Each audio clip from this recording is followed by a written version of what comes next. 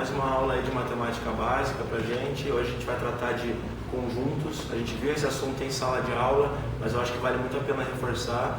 Saber diferenciar os conjuntos é bem importante na matemática aí, então eu vou falar um pouquinho sobre cada tipo de conjunto numérico para vocês terem isso dominado. Caso caia uma questão sobre isso, normalmente em vestibulares esse tipo de questão é abordado no verdadeiro ou falso, ou questões mais teóricas. Então, por mais que seja um assunto teórico, é importante na matemática. Conjuntos numéricos aí os diferentes agrupamentos de números que a gente tem, e a gente tem aí vários tipos. Então eu vou dar aí o primeiro exemplo, é o conjunto dos naturais. Os conjuntos dos naturais são todos os inteiros positivos. O que isso significa? Significa que eu tenho aí 0, 1, 2, 3 e assim por diante. É todo número que ele está inteiro, ou seja, não tem vírgula, não tem fração, e ele é positivo, ou seja, maior do que zero. Se eu quiser excluir o zero, o conjunto dos naturais ele é representado por essa letra N aqui. Se eu quiser excluir o zero da minha notação de conjuntos, basta colocar esse N aqui com um asterisco. Isso significa naturais menos o zero. Então, é 1, 2, 3, 4 e assim por diante. Então, aí o primeiro conjunto, o menor deles, o dos naturais. Segundo conjunto, números inteiros, letra Z, então, inteiros. Diferença entre naturais e inteiros. Os inteiros vai englobar, fora os naturais, vai englobar os números negativos e inteiros. Então, aqui a gente vai ter menos 2, menos 1, 0, 1, 2, 3 e assim em diante. Então agora eu tenho aí a inclusão dos números inteiros. Existem outros sinais para denotar também, caso eu queira excluir alguns números. Por exemplo, se eu quiser falar para vocês só dos números inteiros sem o zero, mesma notação ali dos naturais, coloca o asterisco em cima, você vai estar excluindo o zero. Está tratando do menos 1 em diante e do 1 em diante. Se eu quiser excluir os números positivos, se eu quiser falar dos negativos e excluir o zero também, você pode colocar aqui números inteiros, excluindo os negativos, vai falar só dos positivos. Então, dependendo da notação que você colocar, se quiser falar só dos positivos, fala aqui, excluindo os positivos do zero. Depende da notação que você usar, você vai estar tratando de um conjunto diferente. Próximo conjunto dos racionais. Então aí o conjunto dos racionais já começa a aumentar o nosso universo um pouco mais do que positivos e negativos. Agora eu estou falando também das dízimas periódicas.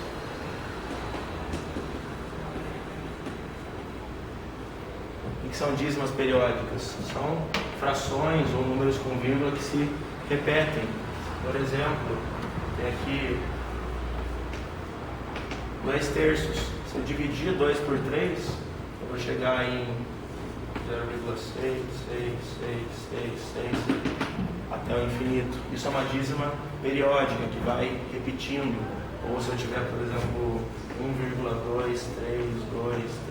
1,2323232 se repetindo infinitas vezes, eu vou ter aí uma dízima periódica que engloba o universo dos racionais. Então, os irracionais. Aqui, irracionais.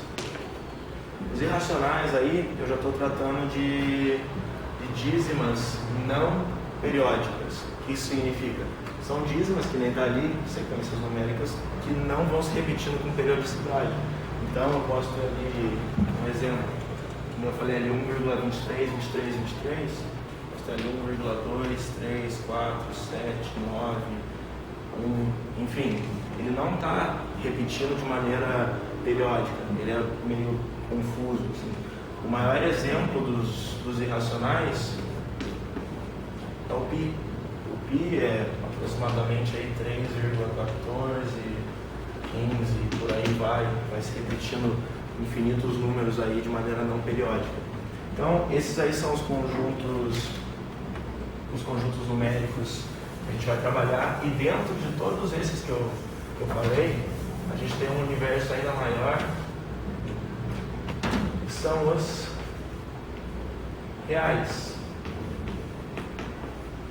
Real é todo número que existe.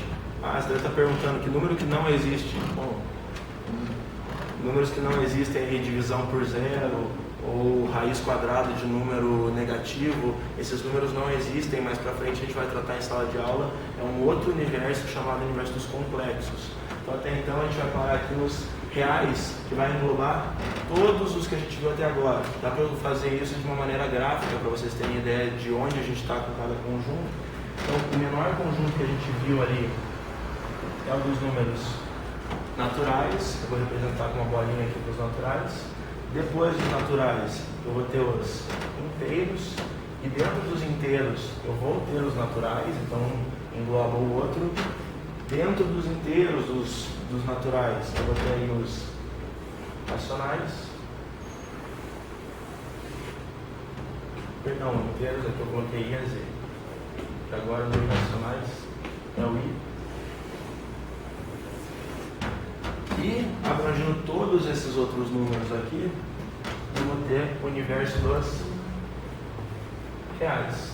Então, todos esses números aqui, eles existem dentro desse universo. Aí, é uma maneira ilustrativa de vocês entenderem onde está cada conjunto desse, porque essas questões aparecem em vestibular, como eu falei, de uma maneira mais teórica, de verdadeiro ou falso. Por exemplo, os números inteiros estão dentro do conjunto dos racionais? Sim, verdadeiro. A gente vai ver outras questões aí mais práticas sobre conjuntos numéricos. Bom, agora eu vou falar um pouquinho sobre simbologia, porque quando eu falo de conjuntos, a gente vai ter uma simbologia diferente na hora de escrever os textos falando sobre conjuntos. Os exercícios vão tratar de uma linguagem diferente, é a linguagem de conjuntos mesmo. Então vocês vão se deparar com vários símbolos aí, eu vou explicar um pouquinho de cada um. Esse símbolo aqui, esse E, significa pertence. Quando algo, um conjunto pertence, ou quando um número pertence a tal conjunto. Quando eu tiver o E riscado, significa não pertence. Se eu tiver um C virado para cá, isso significa está contido. Tá? Contido. E obviamente, se eu tiver o C riscado, não está contido. O C virado para o outro lado significa contém. Então, tem que tomar cuidado só com contido e contém. A gente vai ver que são coisas diferentes em teoria de conjuntos. Tem que ficar bem esperto aí para o português nessa hora. E se eu tiver o C virado para o outro lado riscado, não contém.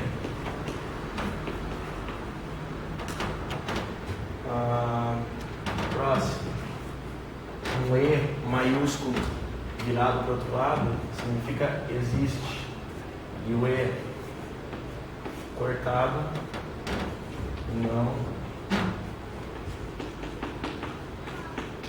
não existe.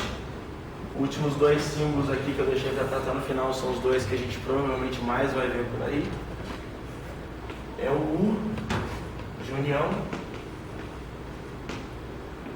e uma concavidade para baixo aí, significa intersecção.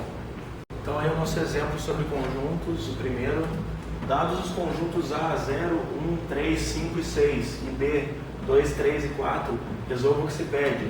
Na letra A, ele quer A união B. Então, como é que eu vou resolver isso? Aquele último símbolo que a gente tratou aí. União, na matemática, remete à soma. Então, o que eu tenho que fazer é, literalmente, unir os dois conjuntos. Mas cuidado com os repetidos. Não precisa repetir número. Por exemplo, Eu tenho ali, não tenho nenhum repetido. Tenho 3 repetido aqui nos dois conjuntos, não precisa repetir o 3. Então a união de A com B, eu vou chamar aqui de conjunto C, vai ficar 0, 1, aí eu tenho 2 no B, 3, não preciso repetir, 4, 5 e 6. Então eu vou unir os dois conjuntos aqui e vou obter esse novo conjunto C, que vocês podem ver, ele contém A e B. A gente viu naquela simbologia. Agora, a letra B pede a intersecção entre A e B. Intersecção significa os elementos comuns a ambos os conjuntos. Então eu vou olhar para esses dois conjuntos e vou ver que número que está em comum em A e em B ao mesmo tempo. O único que está nos dois ao mesmo tempo aqui que eu consigo enxergar é o 3. Então meu conjunto C dessa vez vai ser só o número 3. Então essa é a intersecção entre A e B. Cuidado com quando você tiver essa operação aqui. É a operação de exclusão. Eu vou pegar os elementos que estão em B e retirar eles de A. Como assim? Ó, A exclusão B. Eu tenho esses números aqui em A. Se eu tiver algum número igual em B, eu vou excluir ele do outro conjunto. Então aqui o único número que está em comum é o 3. Eu vou excluir o 3 do conjunto A. E o meu conjunto C vai ser igual a 0, 1, exclui o 3, 5 e 6. Cuidado que se eu inverter a operação ali, se for B, exclusão A, já vai ser diferente, eu vou ter outros elementos ali. Como assim? O único elemento em comum que eu tenho nos dois continua sendo 3, só que agora eu vou excluir ele do conjunto B. Vou ficar ali com o 2 e com o 4. Então, B exclusão A dá 2 e 4, e A exclusão B dá 0, 1, 5 e 6. Bom pessoal, é isso. Esses foram os nossos exercícios aí de conjuntos. Eu espero que vocês tenham conseguido absorver bem o conteúdo. Caso tenham alguma dúvida, entre em contato aí com o e-mail do canal. A gente está sempre disponível para tirar dúvidas e a gente se vê na próxima videoaula.